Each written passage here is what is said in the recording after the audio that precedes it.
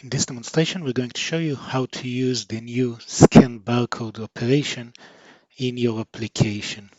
We have a little mobile application over here, and we're going to add the camera component into it. So this basically adds a button that allows us to take pictures, and we're going to enable just photos in this case. And then we have an event that's going to happen when we take the picture. Okay, so once we take a picture, what we want to do is we actually want to convert the image into a bitmap. So to do that, we're going to call a JavaScript function here. So let's go over and create this function over here in our page model. And we're going to use the code that is in our documentation. So over here, in the section that talks about scanning a barcode, you have a code sample. So let's copy this one and just paste it directly over here. So this gives us an opportunity to take a blob and then convert it into a bitmap with this line of code. So now we have the function, we can go back to our action, hook it up to our function. Now this function requires a blob. If we click to map it, from our action for taking a picture, we get a blob over here.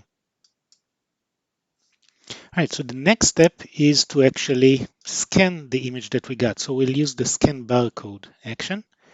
The image that we're going to use here is going to be the result of the function that we call. And then we can specify the format. For example, in our case, it's going to be a QR code. Then we can decide what to do with this QR code. And for example, we can just notify the users what the value is. Okay, so from the operation of scan barcode, we get the raw value as a returned value. So we can put it here. Can also show it also here. Let's make this an information and we'll have it as a transient attribute. We can now test this on our device.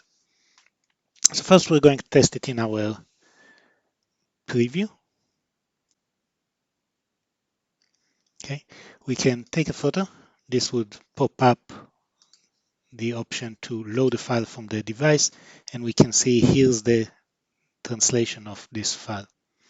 Now we can also rebuild my app to actually have this available on our device.